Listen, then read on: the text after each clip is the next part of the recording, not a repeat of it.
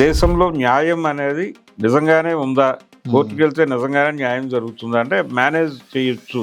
అందుకని ప్రత్యూష కేసులో న్యాయం జరిగింది అని అనుకోవాల్సిన అవసరం లేదు. 24 సంవత్సరాల తర్వాత సుప్రీంకోర్టు తీర్పు ఇవ్వడం జరిగింది సార్. ఆ అమ్మాయి మీద అంటే అత్యాచారం జరిగే అవకాశం లేదు, జరగలేదని కోర్టు చెప్పింది. నేను ఇది అప్పుడు కోర్టు చెప్పిందే నిన్న నిర్ధారించింది సుప్రీంకోర్టు. రెండోది, ఈ బాడీని ఇమ్మీడియట్ గా అంత్యక్రియలు నిర్వహించారు ఆవిడ మదర్.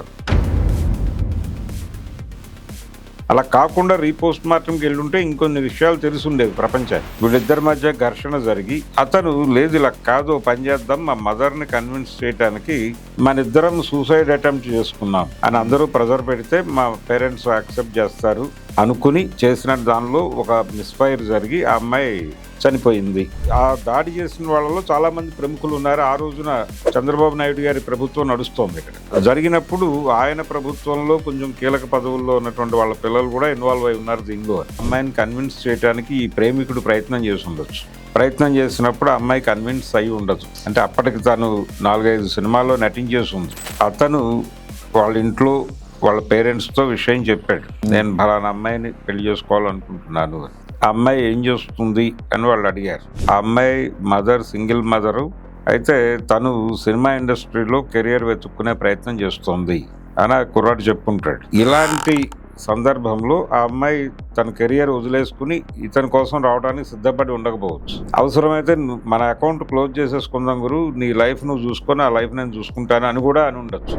ఆత్మహత్యకి ప్రేరేపించాడు అనే పాయింట్ కింద మాత్రమే కేసును చూడాల్సి ఉంటుంది అని కోర్టు నమ్మింది. కోర్టు నమ్మి ఆ ప్రేరణ కలిగించినందుకు గాను అతనికి 2 సంవత్సరాలు శిక్ష చేసింది. ఒక దశలో బొజ్జా తారకం గారు ఈ కేసులో ఇన్వాల్వ్ అయ్యాడు. ఆయన కేసు డైరీలో ఆయన రాసుకున్నది ఏంటంటే, ఇందులో ఒక డాక్టర్ ఇచ్చినటువంటి నివేదిక కీలకం. అయితే ఆ డాక్టర్ గారు ఇచ్చినటువంటి నివేదికలో చాలా 13 చోట్ల గాయాలు ఉన్నాయి అమ్మాయి బాడీ మీద అనేది ఆయన రాశాడు. కానీ కోర్టు పట్టించుకోవట్లేదు, పోలీసులు పట్టించుకోవట్లేదు. పేక నులిమి చంపేసిన గాయములు కూడా ఉన్నాయనేది ఆ డాక్టర్ గారి నివేదికలో ఉంది అనేది తారకం గారు ఎస్టాబ్లిష్ చేసినటువంటి fact.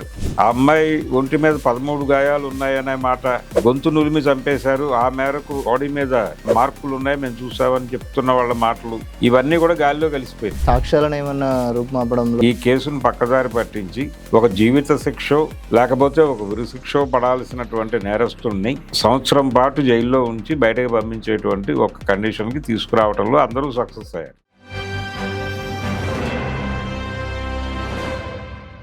Hello, welcome to 3TV. ఈరోజు మనతో సీనియర్ జర్నలిస్ట్ భరద్వాజ సార్ ఉన్నారు. సార్ నమస్తే. నమస్తే సార్, అయితే 2002లో సంచలనం సృష్టించినటువంటి సినీ నటి ప్రత్యూష సిద్ధార్థ్ రెడ్డి ప్రేమ వ్యవహారం, అప్పుడు వాళ్ళు సూసైడ్ చేసుకోవడం, అందులో ప్రత్యూష చనిపోవడం, సిద్ధార్థ్ రెడ్డి బతుకుండడం అనేది చెప్పేసి కొన్ని ఇష్యూస్ వల్ల అది సిద్ధార్థ్ రెడ్డిని కోర్టు దోషిగా తేల్చింది. అయితే 24 సంవత్సరాల తర్వాత సుప్రీంకోర్టు తీర్పు ఇవ్వడం జరిగింది సార్. దీన్ని మనం ఎట్లా చూడాలి? అంటే 2 కథలు ఉన్నాయి దీనిలో. ఒక కథ ఏంటంటే, ఒక అమ్మాయి అబ్బాయి ప్రేమించుకున్నారు. వాళ్ళు చైల్డ్హుడ్ డేస్ నుంచి ప్రేమలో ఉండొచ్చు.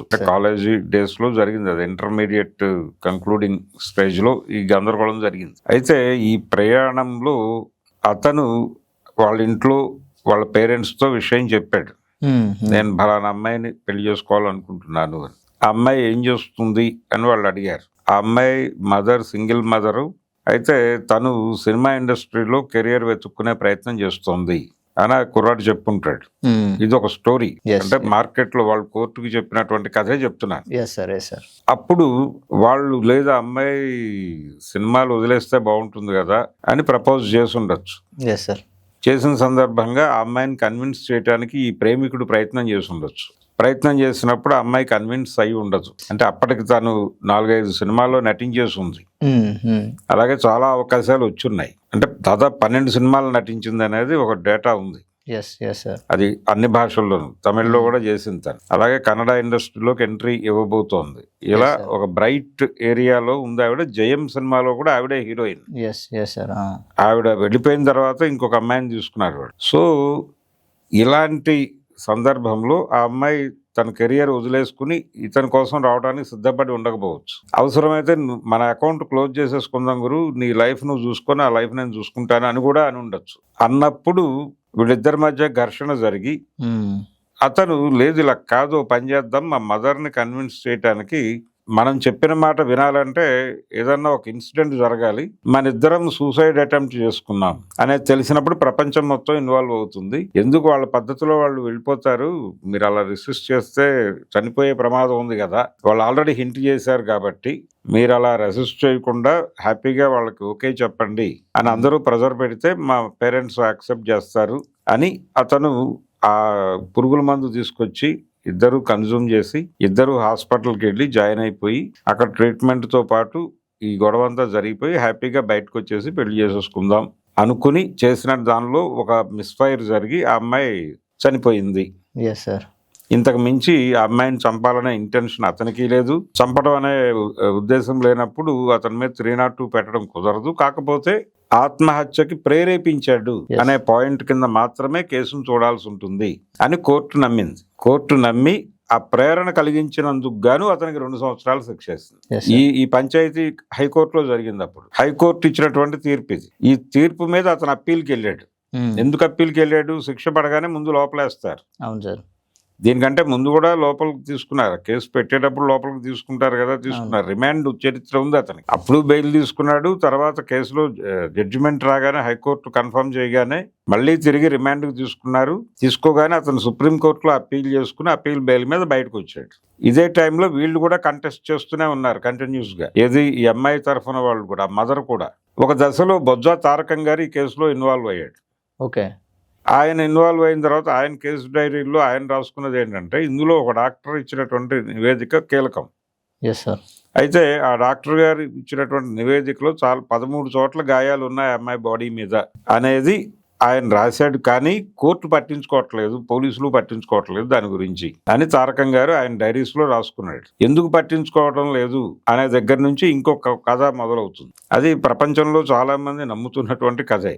అదేమిటంటే ఈ అబ్బాయి ఆ అమ్మాయిని కన్విన్స్ చేయాలని ప్రయత్నం చేసినప్పుడు ఆ అమ్మాయి కన్విన్స్ కాకుండా నీ లైఫ్ నువ్వు చూసుకో, నా లైఫ్ నేను చూసుకుంటాను, నువ్వు నా మీద ప్రెజర్ పెట్టద్దు, నేను నీ మీద ప్రెజర్ పెట్టను, మనం ఇక్కడితో ఈ రిలేషన్ కట్ చేసుకుందాం అని ఉండొచ్చు. అన్న సందర్భంగా నాకు ఎదురు చెప్తావా అన్న టోన్లోకి వెళ్ళి ఉండొచ్చు. వెళ్ళడానికి ఛాన్సెస్ ఉన్నాయి. వెళ్ళిన సందర్భంలో వాళ్ళిద్దరి మధ్య ఈ ఇష్యూ కొంతకాలంగా నడుస్తూ ఆ అమ్మాయి తను అవాయిడ్ చేస్తూ ఉన్న సమయంలో ఈ అమ్మాయిని ట్రాప్లోకి తీసుకోవడానికి కొంచెం కూల్గా మాట్లాడి కన్విన్సింగ్గా మాట్లాడి ఎక్కడికో డ్రైవ్కి తీసుకెళ్ళాడు అతను. ఆ రోజు యాక్చువల్గా అమ్మాయి బెంగళూరు వెళ్ళాలి ఏదో షూట్ పని మీద. అలాగే ఈ జయం సినిమాకి సంబంధించి ఓకే చెప్పాలి వాళ్ళకి. ఈ 2 పనులు ఉన్నాయి అమ్మాయికి. ఏదో ఫేషియల్ చేయించుకోవటానికి వెళ్ళింది స్కూటీ మీద అనేది వాళ్ళ మదర్ చెప్పినటువంటి విషయం. ఇంకొక అమ్మాయితో కలిసి వెళ్ళింది అమ్మాయి. వెళ్ళి ఆ పని చేసుకుంటూ ఉండగా ఇతను ఎంటర్ అయ్యాడు. అక్కడికి ఎంటర్ అయ్యి సిద్ధార్థ రెడ్డి ఎంటర్ అయ్యి అక్కడ నుంచి వాళ్ళిద్దరూ ఈ డ్రైవ్కి వెళ్ళారు, ఈ అమ్మాయిని అక్కడే వెయిట్ చేయమని చెప్పి. ఈ వెళ్ళిన సందర్భంలో మళ్ళీ ఈ ఇష్యూ మొదలై ఉంటుంది వాళ్ళిద్దరి మధ్య డిస్కషన్. ఏమిటి నీ గొడవ అని అమ్మాయి అడుగుండొచ్చు. నువ్వు నోరు మూసుకుని అంగీకరిస్తే అంగీకరించు, లేకపోతే సివియర్ యాక్షన్స్ ఉంటాయని చెప్పి ఉండొచ్చు అతను. ఇతని స్నేహితులకి ఎరవేసి ఉండొచ్చు. ఆ మూడ్లో అందరూ కలిసి ఆ అమ్మాయి మీద దాడి చేసి ఉండొచ్చు. ఆ సందర్భంగా అంటే పేక నులిమి చంపేసిన గాయములు కూడా ఉన్నాయనేది ఆ డాక్టర్ గారి నివేదికలో ఉంది అనేది తారకం గారు ఎస్టాబ్లిష్ చేసినటువంటి ఫ్యాక్ట్. ఇతనితో పాటు ఆ అమ్మాయి మీద అంటే అత్యాచారం జరిగే అవకాశం లేదు, జరగలేదని కోర్టు చెప్పింది నిన్న. ఇది అప్పుడు కోర్టు చెప్పిందే నిన్న నిర్ధారించింది సుప్రీంకోర్టు. రెండోది ఈ బాడీని ఇమ్మీడియట్ గా అంత్యక్రియలు నిర్వహించారు ఆవిడ మదర్. అలా కాకుండా రీపోస్ట్ మార్టంకి వెళ్ళుంటే ఇంకొన్ని విషయాలు తెలుసుండేవి ప్రపంచానికి. ఆ అవకాశం లేకుండా చేసింది ఆవిడే. ఆ డోర్ లాక్ చేసింది ఆవిడే. సరే, అయినప్పటికీ ఈ గాయాలు ఉన్నాయనేటువంటి డాక్టర్ నివేదిక ఒకటే వీళ్ళ దగ్గర ఉన్నటువంటి ఆధారం. దీన్ని ఆధారం చేసుకుని ఈ స్టోరీ బయటకు వచ్చింది. అంటే వీళ్ళందరూ ఆ దాడి చేసిన వాళ్ళలో చాలా మంది ప్రముఖులు ఉన్నారు. ఆ రోజున చంద్రబాబు నాయుడు గారి ప్రభుత్వం నడుస్తోంది ఇక్కడ. ఆయన 2004లో ఓడిపోయాడు. ఈ ఇన్సిడెంట్ 2002లో జరిగింది. జరిగినప్పుడు ఆయన ప్రభుత్వంలో కొంచెం కీలక పదవుల్లో ఉన్నటువంటి వాళ్ళ పిల్లలు కూడా ఇన్వాల్వ్ అయి ఉన్నారు దీనిలో అని. అంటే ఒక రకంగా ఆ టైంలో దేవేంద్ర గౌడ్ గారి ప్రస్తావన, వాళ్ళ పిల్లల ప్రస్తావన కూడా జరిగింది. సరే, ఏం జరిగినప్పటికీ వాళ్ళని కాపాడటం కోసం పోలీసులు వాంటెడ్ గానే ఇది టోటల్ గా ఒక చిన్న ప్రేమ గొడవ అని క్రియేట్ చేయడం, పేరెంట్స్ ని కన్విన్స్ చేయడం కోసం వీళ్ళు పురుగుల మందు తాగి మిస్ఫైర్ అయ్యి అమ్మాయి చచ్చిపోయింది, అంతకంటే పెద్ద విషయం లేదు దీనిలో అని కోర్టుని కన్విన్స్ చేసేటువంటి విట్నెసెస్ మాత్రమే పెట్టి ఎస్ సార్. మిగిలినవి కాదని చెప్పేసి రూల్ అవుట్ చేసి పోలీసుల సహకారంతో కోర్టుని ప్రాసిక్యూషన్ ని కూడా కంట్రోల్లోకి తీసేసుకుని ఒక డ్రామా నడిపేసి కేసును ముగించారు అనేటువంటిది ఒక ఆరోపణ ఉంది సమాజంలో. ఈ ఆరోపణ ఆ రోజునే ఉంది. ఇది హైకోర్టు నుంచి జడ్జిమెంట్ 2 సంవత్సరాలు జైలు శిక్ష, 50,000 జరిమానా విధించారు అతనికి. అంటే ఇది జస్ట్ ఆత్మహత్యకు ప్రేరేపించినందుకు వేసిన శిక్ష. ఇది 2 విధాలుగా అమ్మాయి మీద రేప్ అటెంప్ట్ జరిగి అందులో లైంగిక వేధింపుల్లో భాగంగా చంపేసినటువంటి మర్డర్గా కనుక ప్రూవ్ చేస్తే అతనికి ఉరిశిక్ష పడచ్చు, లైఫ్ పడచ్చు. Yes sir, yes sir. Actual గా ఆ వ్యక్తి దానికి అర్హుడు, కానీ ఇతను 2 సంవత్సరాల శిక్షతో బయటపడిపోయాడు. ఇంతకాలం బయటే ఉన్నాడు, అతను ఆ అప్పీల్ బెయిల్ మీద బయటే ఉన్నాడు. సగం జీవితం వెళ్ళిపోయింది, 50 ఏళ్ళు ఎస్ సార్ వచ్చేసిన అతనికి కూడా. ఇప్పుడు కోర్టు వారు 2 సంవత్సరాల పాత శిక్షనే ధృవీకరించారు. ఎన్ని సంవత్సరాలు ఉంటాడు అతను లోపల? ఎన్ని సంవత్సరాలు ఉంటాడని మీరు అనుకుంటున్నారు? ఇంకో సంవత్సరం ఉంటాడు కావచ్చు. సంవత్సరమే ఉంటాడు, అంతకుమించి ఉండే అవకాశం లేదు, ఇంకా తక్కువే ఉంటాడేమో. అంటే ఆల్రెడీ రిమాండ్ ఉంది అతను, ఆ రిమాండ్ తీసేస్తారు. ఆ రిమాండ్ తో పాటు రెమేషన్ తీసేస్తారు. రెమేషన్ అంటే సెలవులు అవన్నీ కౌంట్ అయిపోయి తీసేస్తారు. ఇవన్నీ తగ్గించుకుంటూ వెళ్ళిపోతే అతను ఈ 2 years ఉండడు లోపల, ఆ సంవత్సరమే ఉండి అంతకంటే ఈ లోపల ఇంకేమైనా ఎక్స్ట్రా మార్కులు కల్పించేసుకుని బయటకు వచ్చేస్తాడు హ్యాపీగా.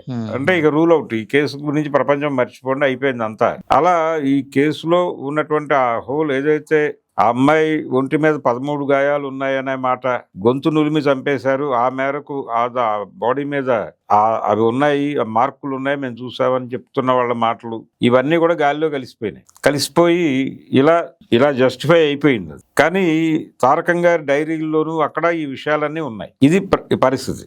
అంటే దేశంలో న్యాయం అనేది నిజంగానే ఉందా, కోర్టుకు వెళ్తే నిజంగానే న్యాయం జరుగుతుందా అంటే మేనేజ్ చేయొచ్చు, మేనేజ్ చేశారు, చేయడానికి అవకాశాలు ఉన్నాయి అని ఆ కేసుతో ట్రావెల్ అయిన వాళ్ళే అడ్మిట్ చేసినటువంటి సందర్భాలు ఉన్నాయి. అందుకని ప్రత్యూష కేసులో న్యాయం జరిగింది అని అనుకోవాల్సిన అవసరం లేదు. ఆవిడ కూడా అదే మాట్లాడుతున్నారు, మదర్ కూడా. కానీ ఆవిడ మిస్టేక్స్ కూడా ఉన్నాయి దీనిలో. ఆవిడ అంత వేగంగా అంత్యక్రియలు జరపకుండా రీపోస్ట్ మార్టంకి వెళ్ళి ఉంటే చాలా విషయాలు బయటకు వచ్చేవి.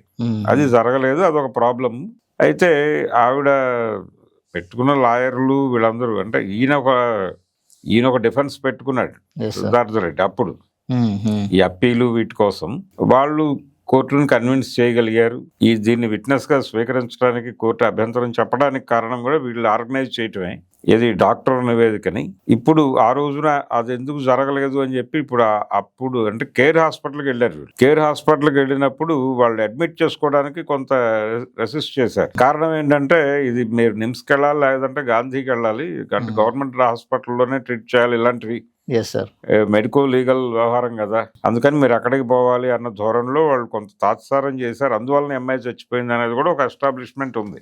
ఇలా అన్ని విధాలుగా అమ్మాయి, ఇప్పుడు ఆవిడ ఆ బట్టలు, తను వేసుకున్నటువంటి బట్టలు తగలబెట్టారని ఆవిడ మాట్లాడుతుంది. కానీ వాళ్ళేం చెప్తున్నారు, వాళ్ళ ఆర్గ్యుమెంట్ ఏమిటి? ఇప్పుడు ఆ రోజున హాస్పిటల్లో డ్యూటీలు చేస్తున్న వాళ్ళు కూడా మీడియా ముందుకు వచ్చి వ్యాఖ్యానాలు చేస్తున్నారు కేసు జడ్జిమెంట్ వచ్చాక. వాళ్ళు ఏమంటున్నారంటే ఏదో రీజన్ ఆ అమ్మాయి బట్టల్లో అవి కలుషితం అయిపోయినాయి ఆ బట్టలు, అందుకని అనివార్యంగా మేమే వేరే బట్టలు తీసుకురమ్మని ఆ మదర్కి చెప్పి అవి తీసేసి బయట పారేసాం అని చెప్తున్నారు వాళ్ళు. ఇది ఇలా రకరకాల వక్రీకరణలకి లోనై ఆ బట్టలు కూడా కొన్ని అంటే సాక్ష్యాలను ఏమన్నా రూపుమాపడంలో అంతే. అందులో భాగంగానే అందరి ఇన్వాల్వ్మెంట్ తోనూ అందరినీ సమన్వయపరిచి ఒక పద్ధతిగా స్కీమ్ చేసి ఈ కేసును పక్కదారి పట్టించి ఒక జీవిత శిక్షో లేకపోతే ఒక ఉరి శిక్షో పడాల్సినటువంటి నేరస్తుడిని సంవత్సరం పాటు జైల్లో ఉంచి బయటకు పంపించేటువంటి ఒక కండిషన్ కి తీసుకురావడంలో అందరూ సక్సెస్ అయ్యారు అనేది మనకు క్లియర్ గా అర్థమవుతోంది. ఇలాంటి సిమిలర్ కేసు ఒకటి పక్క రాష్ట్రంలో ఉంది, అది కూడా ఉమ్మడి రాష్ట్రంలో జరిగింది, ఆయేషా మీరా కేసు. ఆయేషా మీరా కేసులో కూడా ఒక అప్పటి కేబినెట్, అంటే వైఎస్ కేబినెట్ లో కీలక పదవిలో ఉన్న కోనేరు రంగారావు గారి మనవడి మీద ఒక ఎలిగేషన్ ఉంది. అవేవి కాదు అని చెప్పేసి అందరూ నిర్ధారించారు. వాళ్ళకి అనేక పరీక్షలు చేశారు. అన్ని చేసిన తర్వాత వాళ్ళకేం సంబంధం లేదనే పద్ధతిలోనే వెళ్ళింది. మధ్యలో లడ్డు అని ఒక అతను తీసుకొచ్చి అతను చేశాడు అని చెప్పి ప్రచారం చేశారు. కొంతకాలం లోపల ఉంచారు, ఇతను కాదని పంపించేశారు. తర్వాత సత్యం బాబు అనే అతన్ని చాలా కాలం లోపల పెట్టారు. అతను నడవలేని పరిస్థితుల్లో ఇతను కాదని చెప్పి బయటకు వదిలేశారు. ఇలా నానా డ్రామాలు నడిచినాయి ఆ కేసులో. ఇప్పటి వరకు ఎవరు చేశారో ఎవరికి తెలియదు, అసంపూర్తిగానే ఉండిపోయింది సార్. అలాగే ఉండిపోయింది. అవును అవును సార్. ఆ కేసుకి ఈ కేసుకి చాలా పోలికలు. అది జరిగినప్పుడు వైఎస్ రాజశేఖర రెడ్డి గారి కొలువు నుంచి జరిగిన కార్యక్రమం అది. ఇది చంద్రబాబు గారి రాజ్యంలో జరిగినటువంటి దారుణం. ఎస్ అప్పుడు హోమ్ మినిస్టర్ జానారెడ్డి గారు ఉన్నట్టున్నారు కదా సార్. ఏది రాజశేఖర్ అప్పుడు జానారెడ్డి గారు. సార్ ఇది జరిగినప్పుడు దేవేందర్ గౌడ్ గారు. అది yes sir. Sir thank you sir. So ఇది మన 24 సంవత్సరాల తర్వాత సినీ నటి ప్రత్యూష కేసులో వచ్చినటువంటి తీర్పు గురించి జరిగినటువంటి విషయాలు, వాస్తవాలు. Thank you sir. Thank you so much.